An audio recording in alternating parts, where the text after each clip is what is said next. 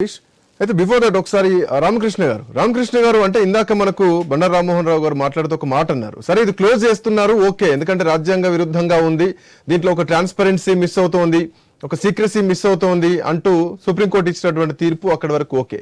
But ఎన్నికలు తీరా దగ్గరికి వస్తున్నటువంటి టైంలో తీసుకున్నటువంటి నిర్ణయం, వచ్చినటువంటి తీర్పు, సో అధికార పార్టీకి పెద్దగా ఎఫెక్ట్ ఉండకపోవచ్చు. ఎందుకంటే 2021-22తో పోలిస్తే గనక 2021-22 తర్వాత ఇప్పుడు చూస్తే గనక 1917 కోట్లకు ఆదాయం పెరిగింది భారతీయ జనతా పార్టీది, యాజ్ పర్ లెక్కల ప్రకారం చూస్తే, అఫీషియల్ లెక్కల ప్రకారం చూస్తే. సో కాంగ్రెస్ పార్టీది ఆల్మోస్ట్ ఒక 236 కోట్లు తగ్గినట్టుగా కనిపిస్తోంది. ఇక తర్వాత సమాజ్వాదీ పార్టీ ఉండొచ్చు, ఇంకా మిగతా పార్టీ ఇటు తెలుగుదేశం అయితేనేమి, అటు వైసీపీ అయితేనేమి, తెలంగాణలో పాత బీఆర్ఎస్ పార్టీ గతంలో పాలించినటువంటి పార్టీ. సో మీరు కాంగ్రెస్ పార్టీకి ఇది ఆంధ్రప్రదేశ్ విషయం అట్లుంచితే కనుక దేశవ్యాప్తంగా కూడా కొంతవరకు ఏమైనా ఎఫెక్ట్ పడే అవకాశాలు ఉంటాయంటున్నా. దీనికి ప్రత్యామ్నాయం ఏం ఎక్స్పెక్ట్ చేస్తున్నారు, ఎట్లా ఉంటే బాగుంటుంది అనుకుంటున్నారు? సార్ ఇప్పుడు అంటే లీగలైజ్ చేసిన దాన్ని తప్పు అని సుప్రీంకోర్టు చెప్పినప్పుడు దాన్ని ఆల్టర్నేట్ ప్రాసెస్ ఏం చేయాలనేది పార్లమెంట్ లో డిస్కస్ చేసి పార్లమెంట్ ఇంకో చట్టం తీసుకురావచ్చు. కానీ బ్లాక్ మనీ మొత్తాన్ని లీగలైజ్ చేసి అది మొత్తం కార్పొరేట్ సంస్థలు మొత్తాన్ని అధికారంలో ఉన్న వాళ్ళు బెదిరించి దాన్ని మీకు లైసెన్సులకి లేకపోతే ఏదైనా ఇవాళ ప్రైవేటైజేషన్ నడుస్తున్న తరుణంలో ఈ ఎయిర్పోర్ట్లు కానీ సీపోర్ట్లు కానీ మీకు అన్ని రాసిస్తాం, మీరు తీసుకొచ్చి మా భారతీయ జనతా పార్టీకి డబ్బులు ఫండ్ ఇవ్వండి అని ఈ రకంగా నడుస్తున్న తరుణంలో దీన్ని సుప్రీంకోర్టు తీసుకొచ్చిన దాన్ని స్వాగతించాలి. ఎస్, డెఫినెట్ గా alternative ways of funding political parties కి దాన్ని ఏమి అనేది ఇవాళ పార్లమెంట్ లో చర్చించాల్సిన అంశం కదా. దాన్ని కదా కాంగ్రెస్ పార్టీ డిమాండ్ చేస్తా ఉంది. మీరు మీ ఇష్టానికి ప్రవర్తిస్తా ఉన్నారు, దేశంలో ప్రజాస్వామ్యాన్ని కూనీ చేస్తా ఉన్నారు, ఇట్లా కాదు, ఇంతకు ముందున్న సిస్టమ్ ఏదైనా దాంట్లో తప్పు జరిగితే చర్చించి దాన్ని ముందుకు తీసుకెళ్దాం. కానీ ఈ ప్రాసెస్ అయితే 100% అన్డెమోక్రటిక్ అని చెప్పినప్పుడు ఇవాళ దాన్ని సుప్రీంకోర్టు చెప్పింది. ఎస్, డెఫినెట్ గా ఈ ప్రాసెస్ ని తీసేయడం వలన దేశంలో డబ్బు ప్రభావాన్ని కొంతవరకు తగ్గించొచ్చేమో. కానీ ఇంకొక ఉదాహరణ మనం ఆంధ్రప్రదేశ్ రాష్ట్రంలోనే తీసుకుంటే మద్యం లాంటిది మొత్తం వాళ్ళు క్యాష్ కి అమ్ముతున్నారు.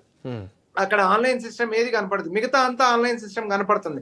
So alternate mode of corruption కూడా అరికట్టాల్సిన బాధ్యత ఇవాళ ఏది ప్రభుత్వాల పైన ఉంది.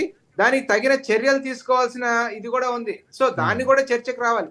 బట్ ఆ కరప్షన్ ని లీగలైజ్ చేసే ఈ ప్రాసెస్ ని ఇక్కడ అడ్డు పెట్టడం సుప్రీంకోర్టు అనేది ఖచ్చితంగా ఏ పార్టీ అయినా స్వాగతించాల్సిన అంశం. వచ్చిన ఫండ్ మొత్తం ఎక్కడికి వెళ్తుంది అనేటప్పుడు కూడా మీరు చూడండి, ప్రాంతీయ పార్టీ సొంత హెలికాప్టర్స్, ప్రాంతీయ పార్టీ సొంత ఇది నడిపే ఈ స్థితికి వాళ్ళ ఈ ఎలక్టోరల్ బాండ్స్ ద్వారా రావడం అంటే ఎంత కరప్షన్ జరుగుతుంది ఈ ఎలక్టర్ లీగలైజ్ చేయడం వల్ల కూడా మనం అర్థం చేసుకోవాల్సిన పరిస్థితి ఉంది. సో ఫస్ట్ దీన్ని స్వాగతిద్దాం. నెక్స్ట్ ఏం చేయాలి అనేది డెఫినెట్ గా పార్లమెంట్ లో చర్చ జరిపి ఇంకొక ఆల్టర్నేట్ బిల్ ఏదైనా తీసుకొచ్చి కంపెనీస్ దగ్గర నుంచి క్విట్ ప్రోకో కాకుండా ఈక్వల్ గా అందరికీ ఫండ్ వచ్చే ఏర్పాట్లు ఏమైనా ఉంటే దాన్ని చేసే కార్యక్రమం చేయాలి తప్ప దీన్ని అయితే మాత్రం ఎవరైనా కానీ ఖండించాల్సిందే, సుప్రీంకోర్టు తీర్పుని హర్షించాల్సిందే. శ్రీకాంత్ గారు, రైట్. అయితే రామ్మోహన్ రావు గారు, బండారు రామ్మోహన్ గారు, చెప్పండి. ఇక్కడ అంటే ఈ నథింగ్ బట్ ఎలక్ట్రల్ బాండ్ అంటే నథింగ్ బట్ ఇది విరాళం ఫండ్, పార్టీకి ఇస్తున్నటువంటి ఫండ్. అధికారికంగా ఒక పార్టీకి ఒక కాగితం రూపంలో బ్యాంకు నుంచి నగదు తీసుకుంటున్నారు, వీళ్ళు అదే బ్యాంక్ వెళ్ళి మళ్ళీ ఆ డబ్బులు వాళ్ళ అకౌంట్ ట్రాన్స్ఫర్ చేసుకుంటూ ఉంటారు. అక్కడ వరకు బాగానే ఉంది. బట్ ఈ కంపెనీలు ఏవైతే ఇస్తున్నాయో, ఈ కంపెనీలు ఇస్తున్నటువంటి ఈ అమౌంట్ అవి లెక్కల్లో కనిపిస్తాయా, లెక్కల్లో ట్రాన్స్పరెన్సీ ఉంటుందా అన్నది ప్రధానంగా వినిపిస్తున్నటువంటి ప్రశ్న. ఒకటైతే గనక వాళ్ళ లాభ శాతం ఎంత, ఆ వచ్చిన లాభంలోంచి ఎంత వీళ్ళు ఫండింగ్ చేస్తున్నారు, సో ఈ వివరాలన్నీ కూడా బయటికి రాలేకపోతున్నాయి. అందుకే ఈరోజు సుప్రీంకోర్టు ఇన్వాల్వ్ అయ్యి ఇట్లాంటి నిర్ణయం తీసుకోవాల్సినటువంటి అవసరం కనిపించింది.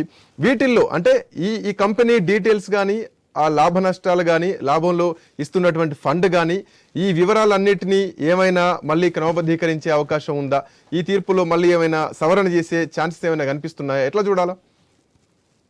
ఖచ్చితంగా పార్టీలు కోర్టుకు పోతాయి, బీజేపీ పోవచ్చు, ఇంకా ఇతర పార్టీలు పోవచ్చు, మళ్ళీ రివ్యూ చేయమని చెప్పి పిటిషన్. ఇంకొక 7 బెంచ్ అంటే ఫుల్ బెంచ్ కూడా ఒకటి ఉంది కదా, అవకాశం ఉంటుంది, దాని ప్రకారం పోతుండవచ్చు. కానీ ఇక్కడ 2 విషయాలు మీరు అడిగిన ప్రశ్నలు శ్రీకాంత్ గారు. ఒకటేమో పార్టీ మనకి ఏవైతే కార్పొరేట్ సంస్థలు ఉన్నాయో వీళ్లకు ఒక నిబంధన ఏంటంటే బాండ్లు కొనేటప్పుడు ఆ డబ్బులు అయితే చెల్లిస్తున్నారు కదా బ్యాంకులో అయితే వీళ్ళు అంటే లీగల్ గా చెల్లిస్తున్నట్టు. ఎగ్జాక్ట్లీ. అంటే ఇందులో అంతరాత్రం ఏంటంటే ఇప్పటిదాకా డబ్బు నగదుగా పోయింది. నగదు కాకుండా వీళ్ళు ఇచ్చే విరాళాల డబ్బులు బ్యాంకుల్లో జమ చేస్తే బ్యాంకుల నుంచి ఒక బాండ్ కొనుక్కొని ఆ బాండ్ ఎవరికైనా ఇవ్వచ్చు. ఇక్కడ ఇచ్చిన వారి పేరు ఎవరికి బ్యాంక్ వరకు తెలుసు కానీ ఎవరికి తెలియదు, ప్రజలకు తెలియడం లేదు. ఇక్కడ ట్రాన్స్పరెన్సీ లోపించింది సుప్రీంకోర్టు, అంతకన్నా ఏం లేదు.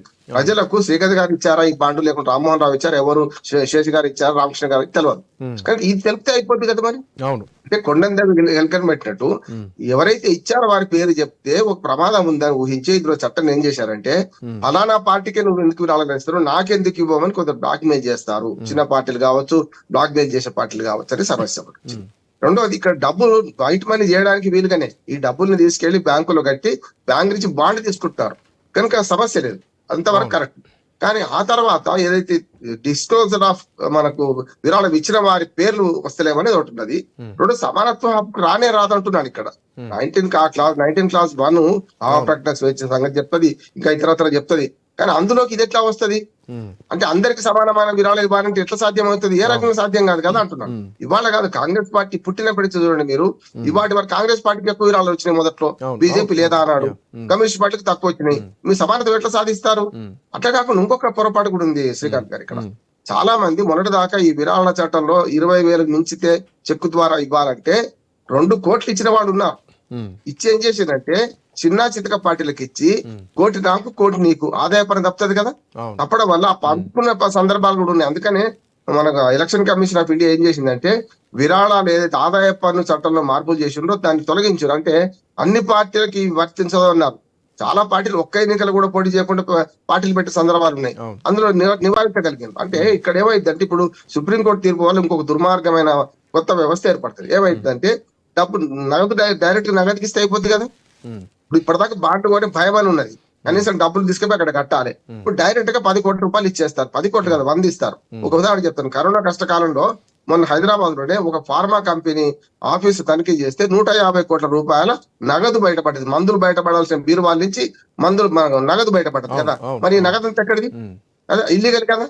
అంటే ఛానలైజ్ చేసే ప్రోగ్రామ్ లో ఏవైతే విరాళాలను ఇచ్చే క్రమంలో బాండ్ల రూపాయన తీసుకుంటే మంచిది అంటున్నాను నేను.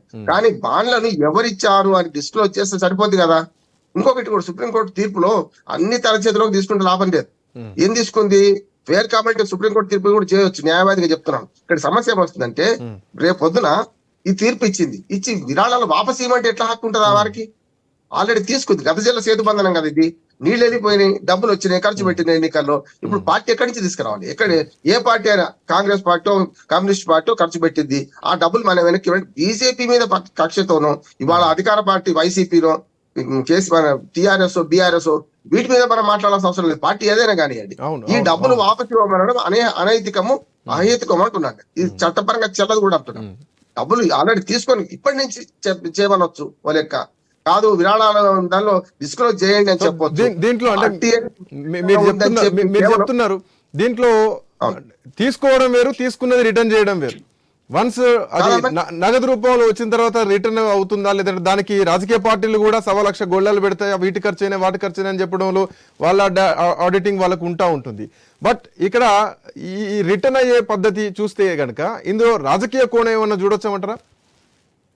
సుప్రీంకోర్టు కొన్నిసార్లు తేలుకు పెత్తనం ఇస్తే తెల్లందా కుడి చంపినట్టు ఒక తీర్పు ఇచ్చేటప్పుడు లీగల్ అంశాలు చూసింది. అవును అనైతికము, మనకేమో భావ ప్రకటన స్వేచ్ఛ కానీ సమానత్వ హక్కు కానీ తప్పున్నది అన్నది ఒప్పుకుంటాం. రెండోది ఏంటంటే బాండ్ ఎవరిచ్చారో వారి పేరు డిస్క్లోజ్ కాకుండా ఆర్టీఐ యాక్ట్ భంగకరం అన్నారు. అంతవరకు సాంకేతికంగా చూడాలి. కానీ పోయిన బాండ్లు ఇచ్చిన వారి పేర్లని 3 వారాల్లోగా మీరు తేల్చండి ఎలక్షన్ కమిషన్ కు రాసిండ్రు.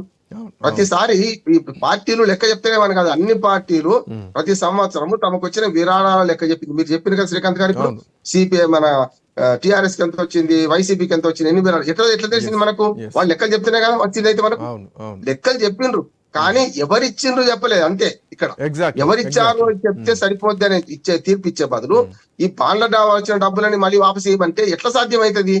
ఇంతకుముందు శేష్ గారు చెప్పినట్టు అవుతుంది. వాళ్ళు చాలా మంది పోలే, టైం అడిగిండ్రు, మాకు వేరే దగ్గర ఉన్నామన్నారు. నిందితులు మన గుజరాత్ నిందితులు ఎవరో మనకు రేప్ కేసు నిందితులు చాలా మంది, వాళ్ళందరూ కూడా మేము పోలేమని చెప్పి మళ్ళీ అఫిడవిట్లు వేసుకున్నారు. ఇప్పుడు పోయి అది ఇంకా సాధ్యం అవుతుంది. మనుషులు ఉన్నారు, సరెండర్ కమ్మన్నారు. అట్లా కాదు కదా. పోయిన డబ్బు, ఖర్చు పెట్టిన డబ్బు ఎక్కడి నుంచి తెచ్చిస్తారు చెప్పండి. అంటే రాజకీయ పార్టీల మధ్య మనకున్న అసహ్యము, రాజకీయ పార్టీలు అంటే దుర్మార్గం, మోసం అనే భావనతోని రాజకీయ పార్టీల పట్ల కోర్టులు తీర్పిచ్చిన ప్రతిసారి మనం స్పందిస్తున్నాం. నేను స్పష్టంగా చెప్తున్నాను, రాజకీయ పార్టీలు అతిపెద్ద స్వచ్ఛంద సంస్థలు. ఆ అతిపెద్ద స్వచ్ఛంద సంస్థలు లోపాలు జరుగుతున్నాయి, ప్రజల ముందుకెళ్ళి వాళ్ళు తీర్పు కోరుతున్నారు, కోరే క్రమంలో డబ్బులు అవసరం అవుతాయి. అట్లాని ఇప్పుడు తీర్పు వల్ల ఏమైంది అంటే డైరెక్ట్ గా నగదు తీసుకుంటారు, ఎవరిని లెక్క చెప్పాల్సిన అవసరం లేదు, లెక్క చెప్పాల్సిన అవసరం అంతకని లేదు. నేను చెప్పింది అంతే కదా, 20,000 రూపాయల లోపు విరాళాలు లక్షల కోట్లు పొందిన వాటికి లెక్కలు లేవు, 20,000 దాటిన వాటికి అరకొర చూపిస్తున్నారు. అంటే